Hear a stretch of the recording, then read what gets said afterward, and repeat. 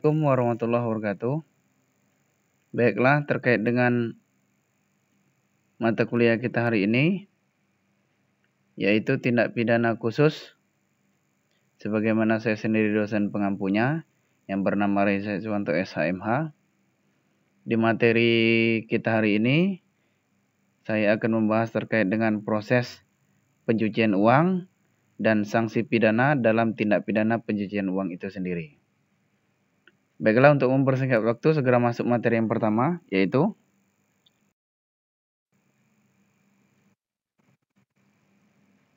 proses pencucian uang.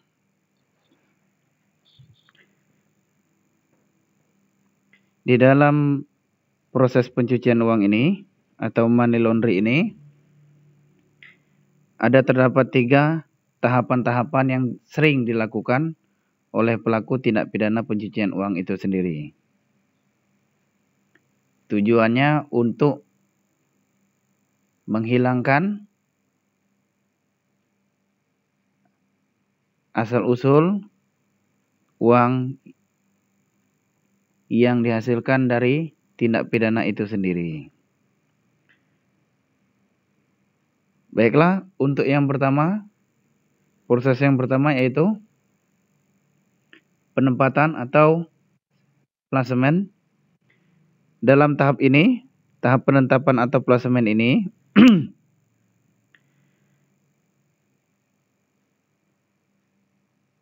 yang dilakukan oleh pelaku tindak pidana pencucian uang, yaitu mengubah uang yang hasil dari kejahatan atau tindak pidana pencucian uang ini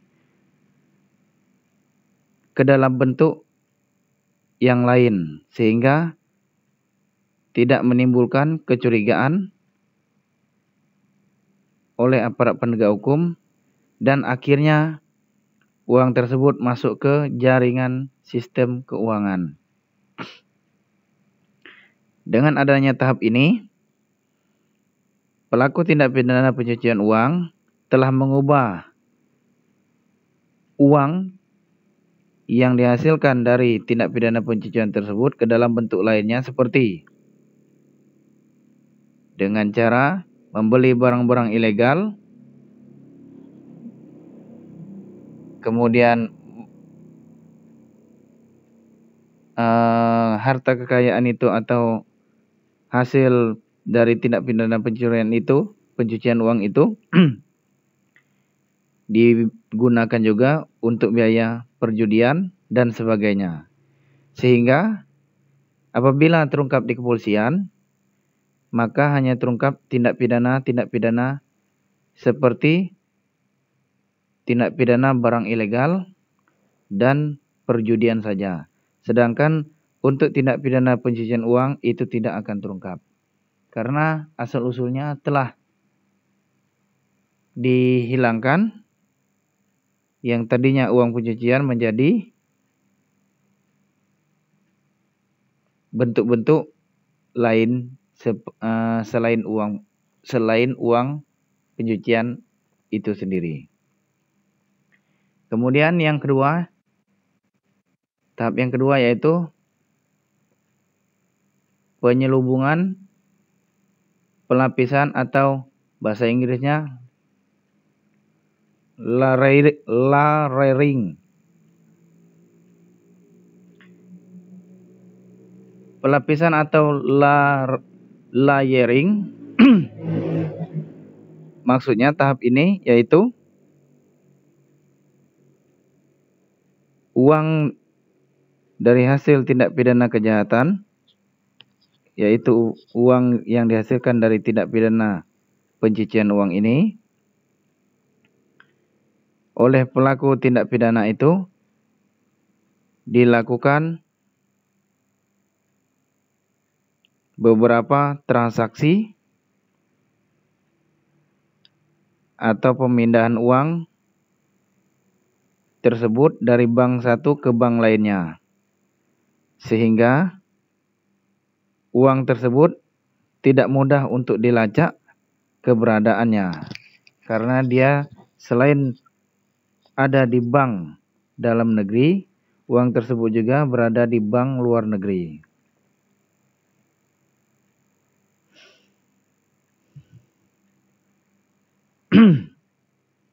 Kegiatan tindak pidana pencucian uang ini dapat juga dilakukan dengan cara membagi-bagi jumlah nominal uang dari hasil tindak pidana pencucian uang itu yang tadinya nominal besar ke beberapa bank sehingga nominalnya menjadi kecil. Oleh karena itu, aparat penegak hukum sulit untuk melacak keberadaan uang-uang tersebut jika uang tersebut tidak terdiri di dalam satu bank, melainkan beberapa bank.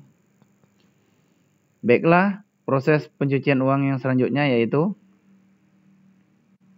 pengintegrasian atau integration. Di dalam tahap ini, pelaku tindak pidana pencucian uang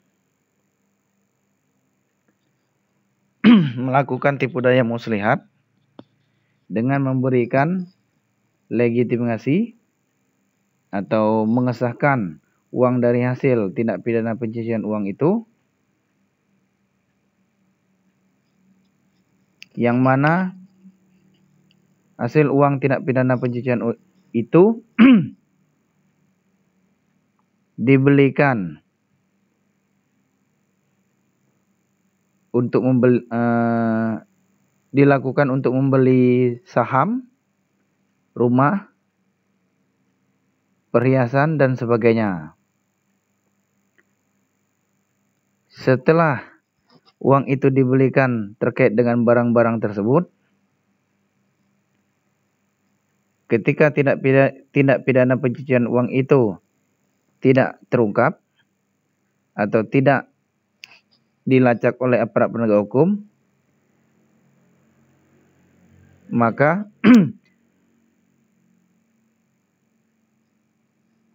saham, kemudian rumah, termasuk perhiasan itu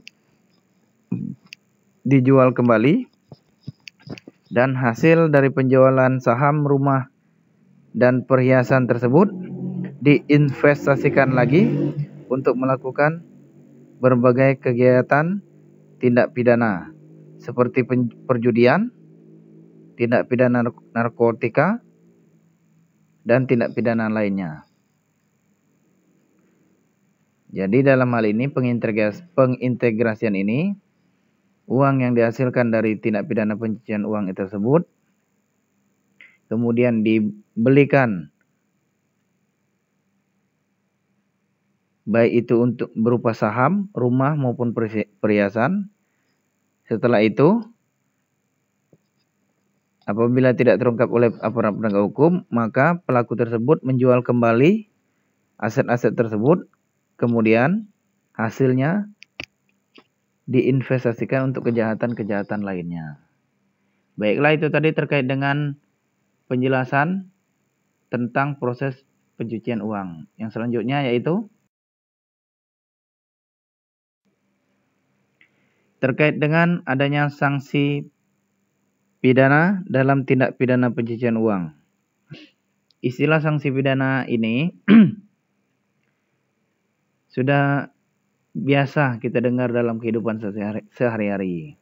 Dan sanksi pidana ini juga tidak hanya diatur di dalam Kitab Undang-Undang Hukum Pidana, melainkan di luar Kitab Undang-Undang Hukum Pidana juga diatur terkait dengan sanksi pidana, sehingga apabila ada pelaku yang melakukan tindak pidana tersebut dan ada aturan yang mengaturnya, maka pelaku tersebut dapat dijerat dengan sanksi pidana, baik itu sanksi pidana penjara maupun pidana denda. Dalam hal ini, sanksi pidana yang biasanya terdapat di dalam undang-undang, termasuk juga dalam undang-undang tindak pidana pencucian uang ini, yaitu sanksi pidana penjara dan sanksi pidana denda. Sanksi pidana penjara dijatuhkan dengan tujuan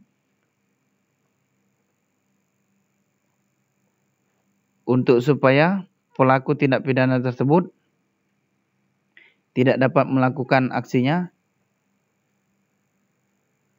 karena pelaku tersebut telah terkurung atau telah masuk ke dalam lembaga pemasyarakatan atau lapas.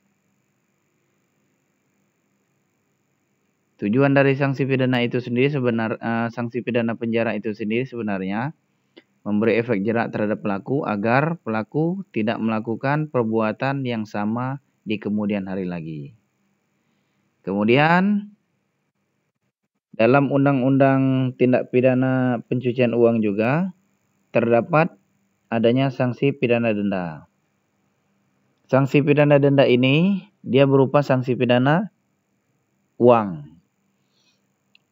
Jadi apabila si pelaku tindak pidana itu dijerat oleh hakim pengadilan, dijerat dengan penjara sekian tahun atau dengan denda sekian ribu, dengan denda misalnya 1 juta atau 2 juta, apabila si pelaku tindak pidana tersebut dapat membayar denda tersebut, maka sanksi pidana penjara tidak diberlakukan kepada dirinya. Jadi sanksi pidana denda ini merupakan sanksi pidana alternatif dari sanksi pidana penjara. Baiklah, itu tadi terkait dengan sanksi pidana dalam tindak pidana pencucian uang. Saya rasa cukup sekian penjelasan dari saya. Apabila ada kata-kata yang salah, saya mohon maaf, karena dalam hal ini saya menjelaskan sesuai dengan materi yang saya ajarkan. Dan saya akhiri, wabillahi taufiq wal hidayah. Wassalamualaikum warahmatullahi wabarakatuh.